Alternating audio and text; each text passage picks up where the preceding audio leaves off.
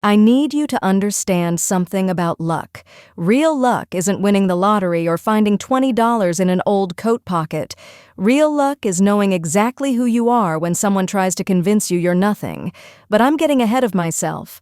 My name is Aisha, and for 3 years I lived in a beige suburban house in New Jersey with a man who thought he'd rescued me.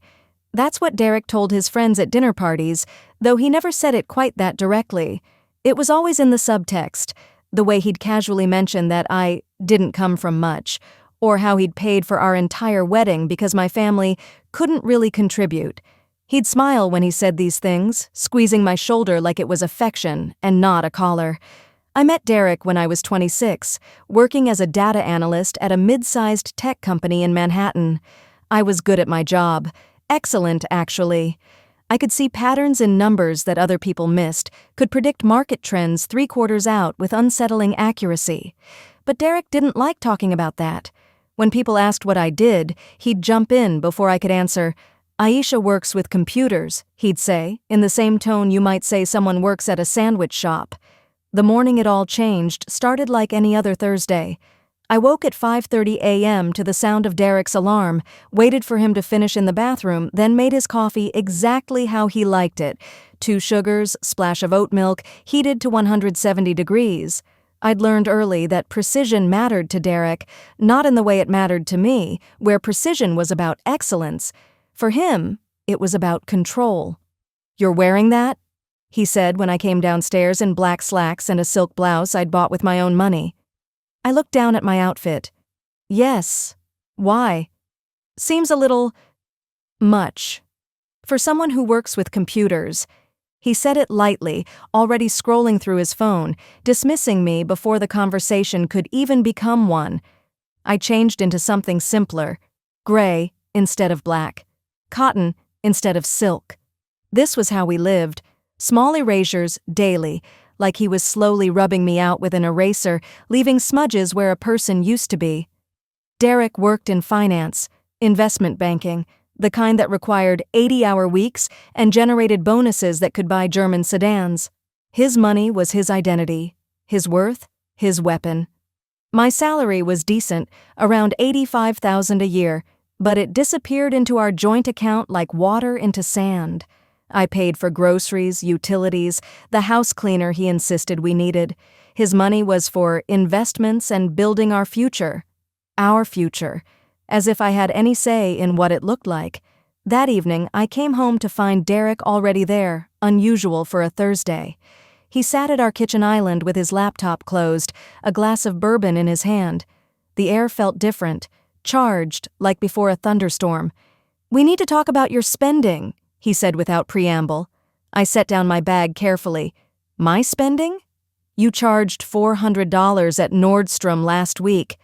That was for the dress for your company gala. You said I needed something elegant. I didn't say spend half your paycheck on it."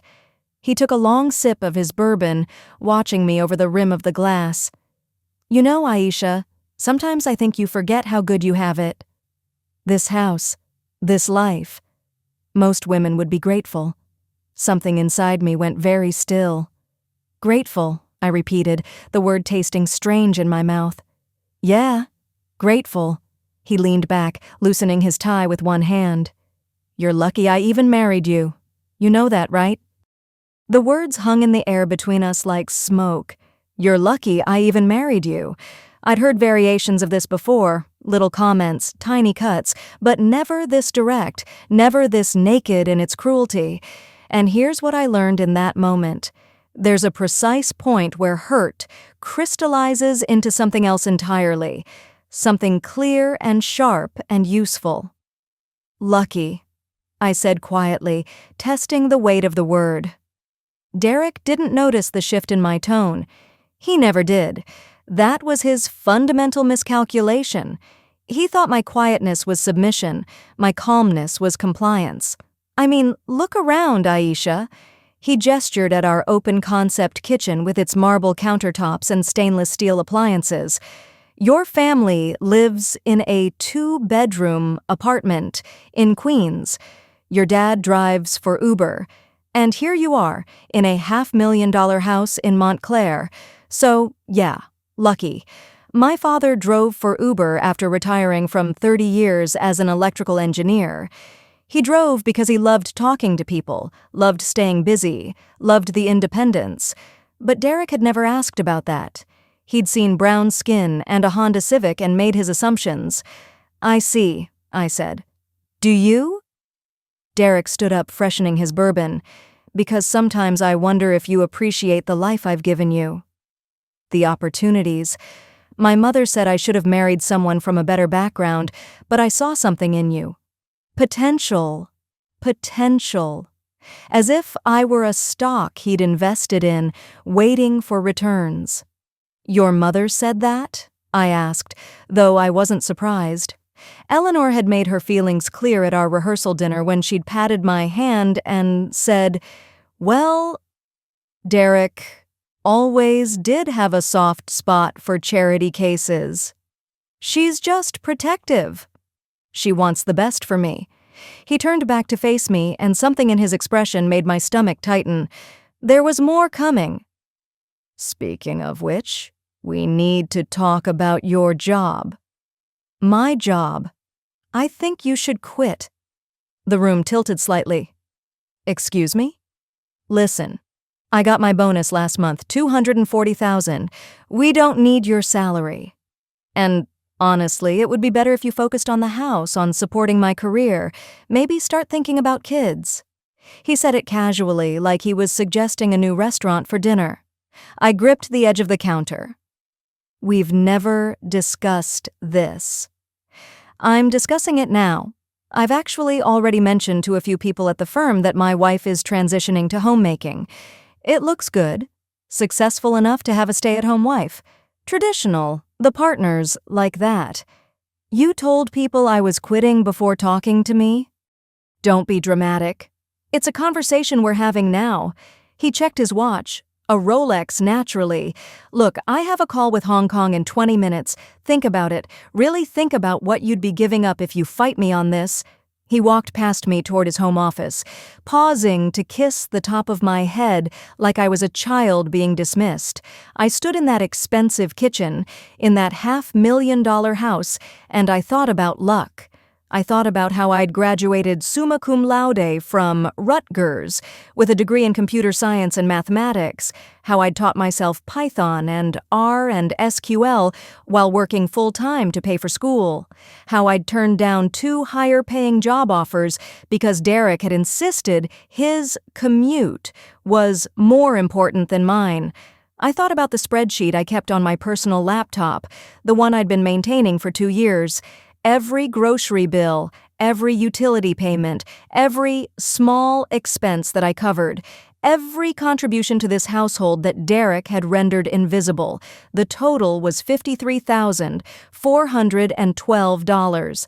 I thought about my mother, who'd taught me that silence could be strategic, that you didn't have to react immediately to every provocation, that the smartest fighters chose their moment. I pulled out my phone and opened my email. My fingers were steady as I typed. Subject, checking in. Dear Mr. Chen, I hope this email finds you well. I wanted to follow up on the conversation we had at the industry conference last month. Is the position you mentioned at your firm still available? I may be interested in exploring the opportunity. Best regards, Aisha Raymond Chen ran a boutique analytics firm in Manhattan that specialized in predictive modeling for hedge funds. He'd been trying to recruit me for 18 months. The salary he'd offered was $160,000, nearly double what I was making. I'd said no because Derek had said no, had said we didn't need the money, that the commute would be too much, that it was important for me to be home at reasonable hours. But Derek had made a critical error tonight. He'd revealed exactly how he saw me, how he'd always seen me. And once you know how someone truly sees you, you can never unsee it. I heard his voice through his office door, loud and confident on his call, laughing at something someone said. Performing success, performing power. My phone buzzed. Raymond Chen, responding at 9:47 p.m. Aisha, great to hear from you. Yes, absolutely still interested. Can you come in Monday? Let's talk details. This could be transformative for both of us. I looked around the kitchen. The marble Derek had chosen, the appliances Derek had selected, the life Derek had designed, and I started planning. That weekend, Derek flew to Chicago for a client meeting. He'd be gone until Tuesday. "Don't forget to water my bonsai," he said Friday morning, kissing me distractedly. "And the house cleaner is coming Monday. Make sure she does the baseboards this time. I shouldn't have to remind you about these things." I nodded, watching him drag his carry-on toward the Uber. The moment his car turned the corner, I exhaled a breath I hadn't realized I was holding. 3 days. I had 3 days. I started in his home office. Derek was meticulous about his professional life. Color-coded files, labeled folders, everything in its place. But he was also arrogant, which made him sloppy in ways that mattered. His laptop password was his birthday.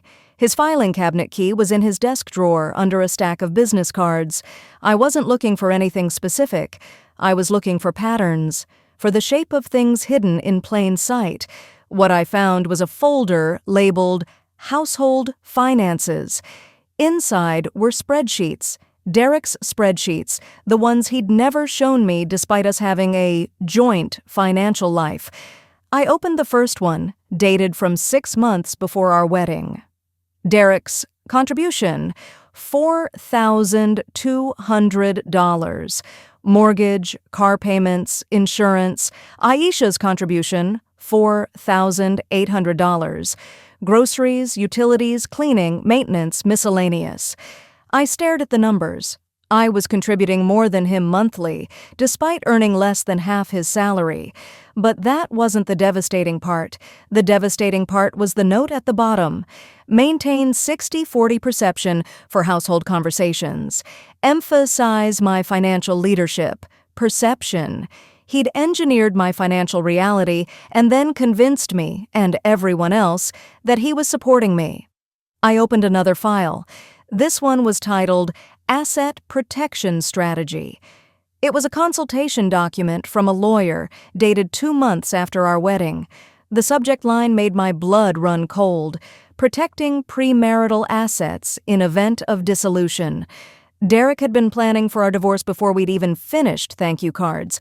The document outlined strategies for minimizing what I could claim, keeping certain accounts separate, documenting my lesser financial contribution, even suggested language for making me feel dependent on his income. There was a highlighted section that read, "Establish narrative of financial rescue early and consistently." My hands shook as I photographed every page, but I kept digging. In a folder marked personal, I found something else. Email printouts, dozens of them. The first was to his mother, dated 6 months into our marriage. "You were right about Aisha being different from the girls I usually date. She's not high maintenance at all, actually pretty low cost to keep around. And she's good with the boring stuff like groceries and scheduling, like having a very efficient assistant who also shares my bed." I had to close my eyes, breathe, continue. Another email, this one to his college friend Marcus. "Marriage is actually pretty convenient. Aisha handles all the life stuff I hate, and I barely notice she's there most of the time. She doesn't complain, doesn't make demands. Honestly, it's like having a roommate who cleans and cooks and doesn't expect much in return. Different from Mom's generation, you know? These girls are just grateful for stability." There were more. So many more. 3 years of casual cruelty, documented and preserved because Derek never thought I'd see them, never thought I'd think to look. But the worst, the absolute worst, was an email to his financial advisor from 4 months ago. "Regarding the promotion bonus strategy we discussed, I'd prefer to structure this as separate from marital assets. My wife doesn't need to know the full amount. What she doesn't know won't hurt her, and it gives me flexibility for future planning. Perhaps we could discuss offshore options." Derek hadn't gotten a $240,000 bonus, he'd gotten $475,000, and he'd hidden more than half of it. I sat in his Herman Miller chair, the one I wasn't supposed to sit in because it was his workspace, and I felt something click into place inside me. Not rage, though that was there too. Something colder, clearer, strategic precision. I spent the rest of the weekend documenting everything, photographing files, downloading bank statements from accounts I wasn't supposed to know about, accounts with passwords I found in a notebook in his locked drawer, the one he didn't know I'd figured out how to open years ago. YouTube has excellent lock-picking tutorials, it turns out, skills you learn when your husband starts locking drawers in your own home.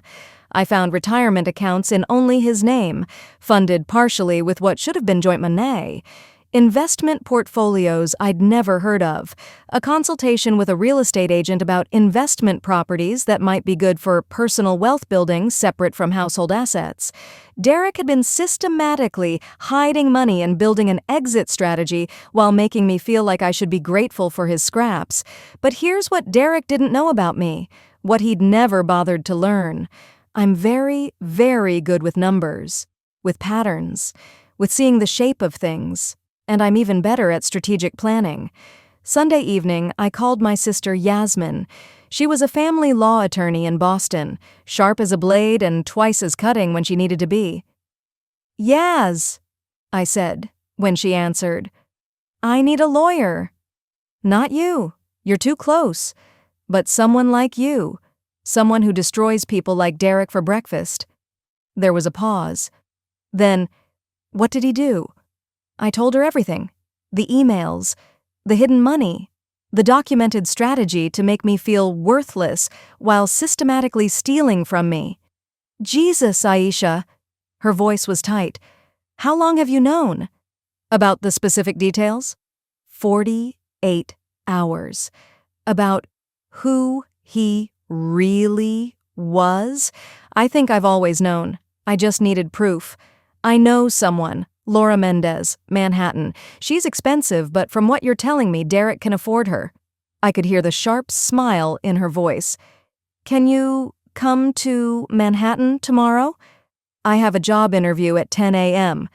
"Perfect. Make it 2 p.m. I'll set it up." That night, Derek called from his hotel. "Hey, just checking in. Everything okay there?" I was sitting in his office chair, surrounded by evidence of his betrayal, my laptop open to Raymond Chen's job offer. "Everything's perfect," I said, and my voice was steady, calm. "How's Chicago?" "Boring. Clients are demanding. Can't wait to get home to you." "I can't wait either," I said, and I meant it. Monday morning, I put on the black slacks and silk blouse Derek had told me were too much. I looked at myself in the mirror, really looked, and barely recognized the woman staring back. When had I become so small? When had I started asking permission to exist? The interview with Raymond Chen lasted 90 minutes. We talked about predictive modeling, about algorithms I'd been developing in my spare time, about the future of quantitative analysis in emerging markets. He listened when I spoke. Actually listened, leaning forward, asking follow-up questions, treating my ideas like they had value. "I'll be direct," Raymond said as we wrapped up. "I can offer you $175,000 full benefits, equity stake, after year 1.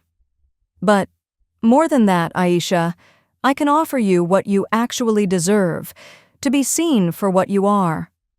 Which is brilliant. My throat tightened. "When would you need an answer?" "Take a week. But I hope you say yes. We need people who see patterns others miss." At 2 p.m., I met Laura Mendez in her corner office overlooking Central Park.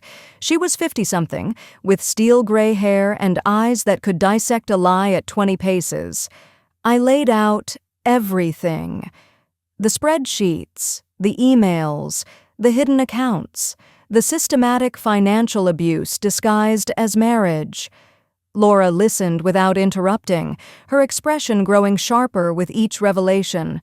When I finished, she sat back and steepled her fingers. "Aisha, I'm going to ask you something important. What do you want from this?" I'd thought about this all weekend. "I want what's mine. Every penny I contributed. And I want him to understand that I was never lucky to have him. He was lucky to have me, and he squandered it. Good. Laura smiled, and it was predatory. New Jersey is an equitable distribution state. With the documentation you have, especially those emails showing intentional deception and hidden assets, we can make this very painful for him. Very expensive. I don't want to destroy him, I said carefully. I want justice. There's a difference. Justice can be very satisfying. Laura agreed. Let me be clear about what we're looking at. Marital misconduct, financial fraud, hidden assets. The emails alone establish a pattern of intentional deception. We can argue for a larger share of marital assets, reimbursement for your contributions, possibly even punitive damages if we want to push hard. How long? If he fights? Could be a year, but men like Derek usually don't fight once they realize they've been outmaneuvered. They fold because their ego can't handle being beaten by someone they underestimated. She leaned forward. Here's what I need you to do. Go home. Act normal. Don't let him know anything has changed. Can you do that? I thought about 3 years of making myself smaller, quieter, less, 3 years of performance. I've been doing it for years, I said. What's a few more days? Derek came home Tuesday evening with flowers, grocery store flowers, the kind you grab on your way through checkout, but he presented them like they were roses from a florist. Missed you, he said, kissing my cheek. I made his favorite dinner, pan-seared salmon, roasted vegetables, the quinoa he claimed helped his gym performance. I set the table with our good plates, poured wine, smiled when he talked about his Chicago meetings. You seem happy, he observed, watching me over his wine glass. Do I? Yeah, it's nice. You've been kind of... He waved his hand vaguely. Intense lately. Moody intense. Moody. Translation. I'd been having opinions, showing emotion, taking up space. I've been thinking about what you said, I told him, about my job. His eyes lit up. Yeah? You might be right. About refocusing priorities. I knew you'd come around. He reached across the table, squeezing my hand. This is good, Aisha. This is us getting back on track. You being reasonable. Reasonable. Another word for compliant. I have something to show you, I said, standing up. Wait here. I went to the living room and retrieved my laptop. When I returned, Derek was finishing his wine, relaxed and satisfied. He thought he'd won. I placed the laptop in front of him, already open to the first spreadsheet. His spreadsheet, the one labeled, Maintain 60-40 Perception. I watched the color drain from his face. What is this? Keep scrolling, I said quietly. He did. Through the asset protection documents, the emails to his mother, to Marcus, to his financial advisor, the hidden bank statements, all of it. Where did you... His voice was strangled. You went through my office? Our office, in our house, that I pay for more than you do, apparently. You had no right? No right? Something sharp entered my voice. I had no right to discover that my husband has been systematically stealing from me? That he's been hiding hundreds of thousands of dollars while making me feel like I should be grateful for scraps? That he's been planning our divorce since month 2 of our marriage? Derek stood up so fast his chair scraped against the floor. You're twisting this. Those documents, they're just financial planning. Smart asset protection. Any financial advisor would recommend lying to your wife about your bonus, hiding money in offshore accounts, writing emails about how I'm basically a convenient assistant who shares your bed. His jaw tightened. You're being hysterical. No, Derek. I'm being precise. Want to know the difference? I opened another file on my laptop. I've calculated every penny I've contributed to this household over 3 years. $53,412. Meanwhile, you've been telling everyone, including me, that you're supporting me, that I'm lucky you married me. I make more money. I paid for the wedding. The down payment on this house was $80,000, split from both our savings, $40,000 from you, $40,000 from me, but you told everyone you paid for it. Just like you told everyone you paid for our wedding, when my parents contributed $15,000 that you've conveniently forgotten. His face had gone from pale to red. What do you want, Aisha? An apology? Fine. I'm sorry I didn't share every detail of our finances. I want a divorce. The words landed like stones in still water. Derek stared at me. What? I want a divorce? And I want what's mine. Every penny I contributed, adjusted for market growth, my share of the hidden assets, compensation for 3 years of financial abuse disguised as marriage. Financial abuse? Are you insane? I gave you everything, this house, this life. You gave me nothing that wasn't already partially mine, but you took everything, my confidence, my sense of self-worth, 3 years of making me believe I was less than I am. He laughed. Actually, laughed. Good luck with that. You think any lawyer is going to side with you? You think you can prove any of this? I pulled out my phone, opened my email, and turned it to face him. Laura Mendez thinks we have an excellent case. She's already filed preliminary paperwork. You'll be served by Friday. The laughter died. Laura Mendez? The Laura Mendez? The one who won the Patterson case last year? Yes. Turns out, when you document your husband's systematic financial fraud, top attorneys get interested. Derek's hand shot out, grabbing my wrist. You can't do this. I won't let you destroy everything I've built. Let go of me. My voice was ice. He didn't. His grip tightened. We're going to sit down and talk about this like adults. You're going to delete those files, tell that lawyer you made a mistake, and we're going to fix this marriage. Do you understand? And here's what Derek still didn't understand. Even now, I'd spent 3 years learning to read him, learning when to speak and when to stay silent, learning to predict his patterns, his reactions, his moves.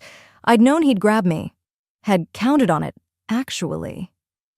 Derek, I said calmly, you're hurting me. And my phone is recording this entire conversation. It's been recording since you came home. So I'm going to ask you one more time.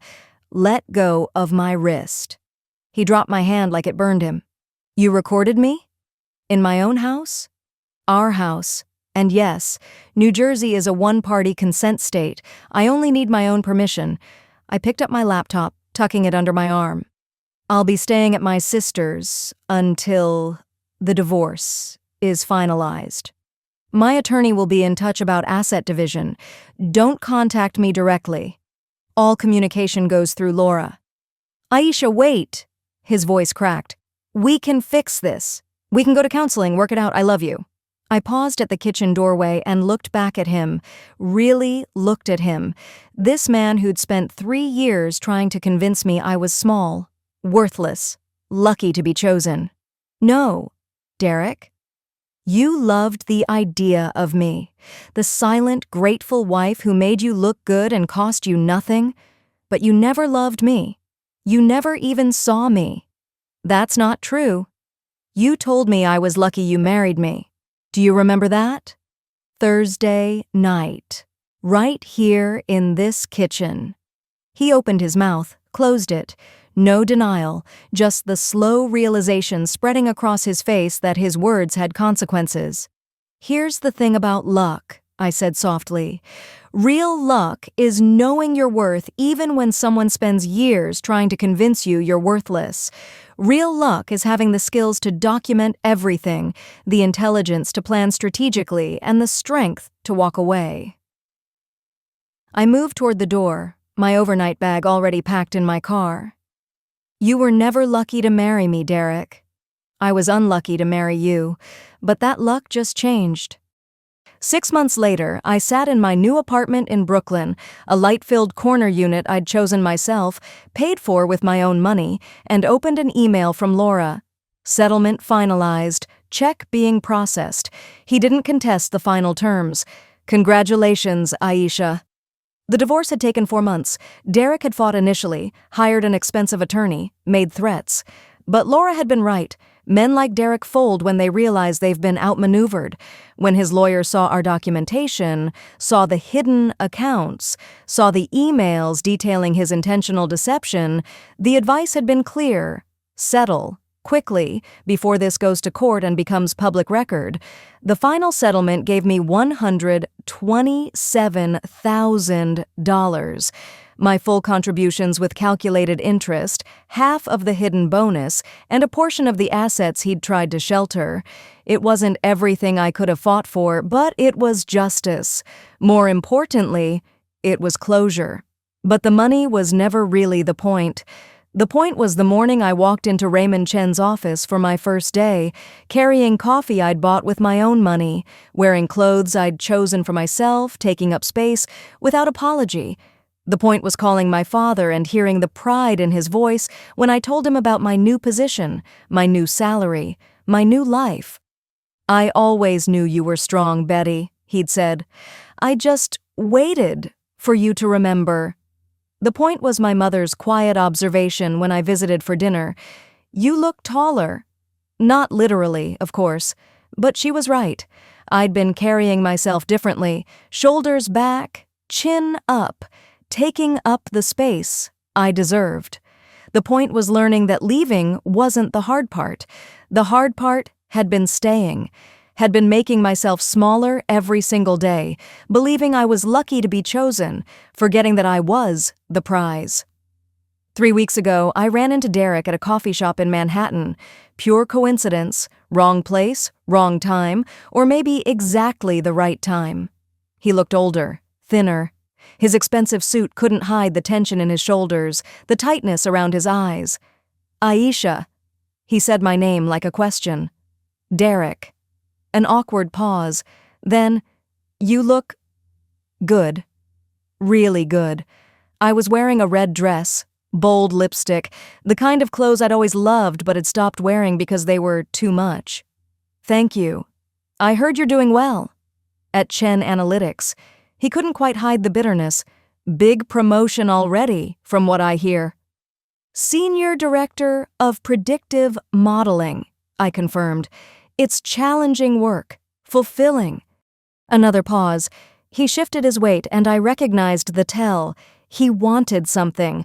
Even now, even after everything, he thought he could still take. "Look, I know things ended badly between us, but I've been thinking, maybe we could get coffee sometime? Talk? I've been in therapy, working on myself. I realize now that I didn't appreciate what I had, what you brought to our relationship." There it was. The classic move, the "I've changed" speech, the attempt to reel back in what he'd lost, now that he could see its value. I looked at him, really looked at him, and felt nothing. Not anger, not satisfaction, not even pity. Just the clean, clear absence of connection. "Derek, I appreciate that you're working on yourself. Genuinely. But I'm not interested in revisiting what we had. It wasn't good for me, and I've built something better." Better than what we could have had? He couldn't keep the incredulity from his voice. Even now, he couldn't imagine that I'd truly moved on. "Better than what we did have," I corrected, "which wasn't actually very good, if you remember honestly. I told you I was sorry. You told me I was lucky you married me. You spent 3 years systematically trying to erase me, and when I finally saw clearly enough to leave, you tried to grab me, to force me to stay." I kept my voice level, factual. An apology doesn't undo that. Therapy doesn't undo that. Those things are for you, Derek. For your growth, your healing, but they don't create an obligation on my part to give you another chance. He flinched. "So that's it? Everything we had means nothing?" Everything we had meant something very important. It taught me exactly what I won't accept anymore, what I won't diminish myself to maintain. That's valuable knowledge. I picked up my coffee. A lavender oat milk latte, something I'd discovered I loved after the divorce, after I'd stopped ordering drinks based on what Derek would approve of. "I hope you find what you're looking for," I said, and I meant it. But you won't find it with me. Take care of yourself." I walked away and he didn't follow. Here's what I've learned about luck, about worth, about the distance between who we are and who someone convinces us we are. Your value doesn't decrease based on someone's inability to see it. Not your partner's, not your family's, not society's. Your worth is inherent, immutable, independent of external validation. But, and this is crucial, you have to be willing to see it yourself, to document it, to defend it, to walk away from anyone who tries to convince you otherwise. I think about the woman I was 3 years ago, excited to marry Derek, believing I'd found partnership. I don't blame her for not seeing the warning signs, for wanting to believe the best, for trying to make it work. She was doing her best with the information she had. But I'm grateful, genuinely grateful, that she was also meticulous, that she kept records, that she maintained her skills, her network, her sense of self, even as Derek tried to erode it. She planted seeds of escape even before she consciously knew she'd need them. That's the thing about strategic thinking. Sometimes you prepare for futures you don't yet know you're building toward. My apartment has floor-to-ceiling windows facing east. Every morning, I wake up to sunlight, make coffee exactly how I like it, and sit at my desk working on problems that challenge me. I'm building predictive models that might change how we understand market behavior. I'm mentoring junior analysts. I'm taking up space without apologizing for it. Last month, Raymond told me he's considering me for partner track. "You see patterns no one else sees," he said. "That's rare. Valuable." I thought about Derek's voice. "You work with computers." I thought about my own voice, steady and clear. "I'm a senior director of predictive modeling." The difference between those two sentences is the difference between being defined by someone else and defining yourself. Sometimes people ask me if I regret the marriage, if I wish I'd seen Derek's true nature sooner, saved myself 3 years of pain. I don't. Because those 3 years taught me something more valuable than any degree, any salary, any title. They taught me that I could survive being systematically diminished and still emerge whole. They taught me that documentation is power, that strategic planning beats emotional reaction, that you can love someone deeply and still need to leave them completely. They taught me that luck isn't something someone grants you. It's something you create, through preparation, through clarity, through the courage to walk away from what's hurting you toward what you deserve. Derek said I was lucky he married me. He was wrong. He was lucky I stayed as long as I did. Lucky I left when I did, before my silence turned to something sharper, before my strategic planning turned to something darker. But most of all, I was lucky to learn this truth. The moment you stop believing you're lucky to be chosen is the moment you remember that you're the one doing the choosing. And I choose me. Every single time. Without apology, without hesitation, without looking back. That's not luck.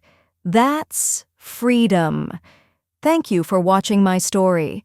If you've ever felt invisible in your own life, if someone has tried to convince you that you should be grateful for less than you deserve, I hope this reminds you, you are not lucky to be chosen.